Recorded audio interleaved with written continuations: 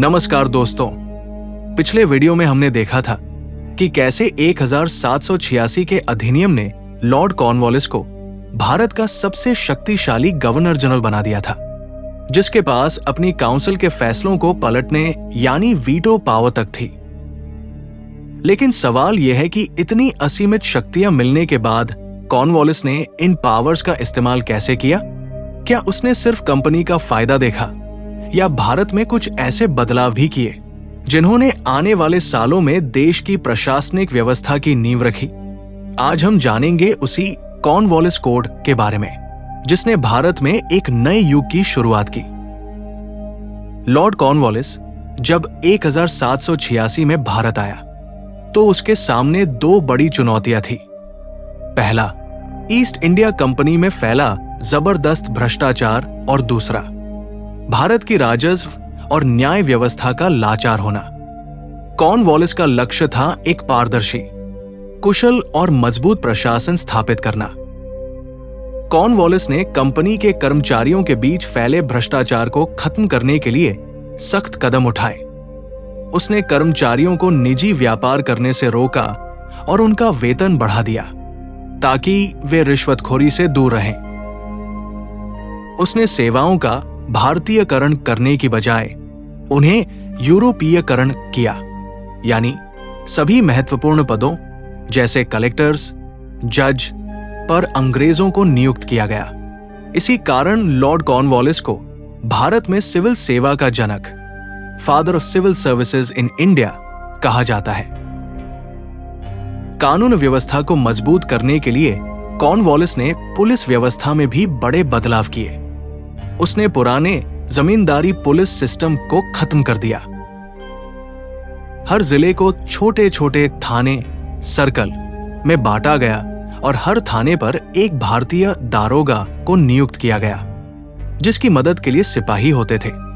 इन दरोगाओं को कलेक्टर्स के अधीन रखा गया। कॉर्नवालिस ने न्याय प्रणाली को और अधिक व्यवस्थित बनाने के लिए कई कोर्ट स्थापित किए। 1793 में उसने एक नया न्याय कोड जारी किया, जिसे कॉर्नवालिस कोड के नाम से जाना जाता है। इसके तहत पहली बार राजस्व, रेवेन्यू प्रशासन को न्याय प्रशासन से अलग किया गया, यानी कलेक्टर अब सिर्फ रेवेन्यू वसूल करेगा, न्याय नहीं करेगा। कोर्ट्स की स्थापना, निचले स्तर पर मुंसिफ कोर्ट और रजिस्ट्रार कोर्ट बनाए गए। जिला स्तर पर जिला दीवानी अदालतें बनाई गई, जिनकी अपील प्रांतीय अदालतों में होती थी।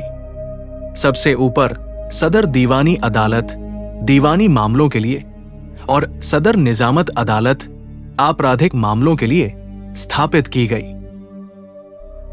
कॉर्नवालिस ने कानून के शासन, रूल ऑफ लॉ का सिद्धांत लागू करने की कोशिश की, जिसके तहत सभी के लिए समान कानून का प्रावधान किया गया, भले ही वो यूरोपीय हो या भारतीय। कॉर्नवालिस का सबसे बड़ा और सबसे विवादास्पद सुधार था स्थायी बंदोबस्त, परमानेंट सेटलमेंट। ये 1793 में बंगाल, बिहार और उड़ीसा में लागू किया गया। इस व्यवस्था में जमींदारों को भूमि का स्थायी मालिक बना दिया गया। उन्हें कंपनी को एक निश्चित रकम राजस्व के तौर पर देनी होती थी, जो कभी नहीं बदलती थी। अगर जमींदार समय पर पैसा नहीं दे पाता तो उसकी जमींदारी छीन ली जाती थी। इसने कंपनी को एक निश्चित आय तो दी, लेकिन किसानों का शोषण बढ़ गया, क्योंकि जमींदार मनमाने ढंग से लगान वसूलते थे और उनकी जमीन पर कोई अधिकार नहीं था। कॉर्नवालिस के इन सुधारों ने ब्रिटिश प्रशासन को भारत में मजबूत और व्यवस्थित बनाया। इसने कंपनी के राज को एक नया चेहरा दिया। हालांकि इसके कई नकारात्मक परिणाम भी हुए, खासकर भारतीय आबादी पर, जिनकी भागीदारी प्रशासन में कम हो गई और किसानों का शोषण बढ़ा। तो दोस्तों, लॉर्ड कॉर्नवालिस ने भले ही ब्रिटिश हितों के लिए काम किया, लेकिन उसके प्रशासनिक, पुलिस और न्यायिक सुधारों ने आधुनिक भारत की शासन प्रणाली की नींव रखी। आज भी हमारी सिविल सेवा और पुलिस व्यवस्था में उसके कुछ सिद्धांतों की झलक मिलती है। लेकिन क्या आप जानते हैं कि स्थायी बंदोबस्त जैसी व्यवस्था ने भारत के ग्रामीण जीवन को कैसे बदल दिया और कौन से नए भू राजस्व सिस्टम अंग्रेजों ने बाद में लाए? ये सब जानेंगे हम अपने अगले वीडियो में। देखना मत भूलिएगा।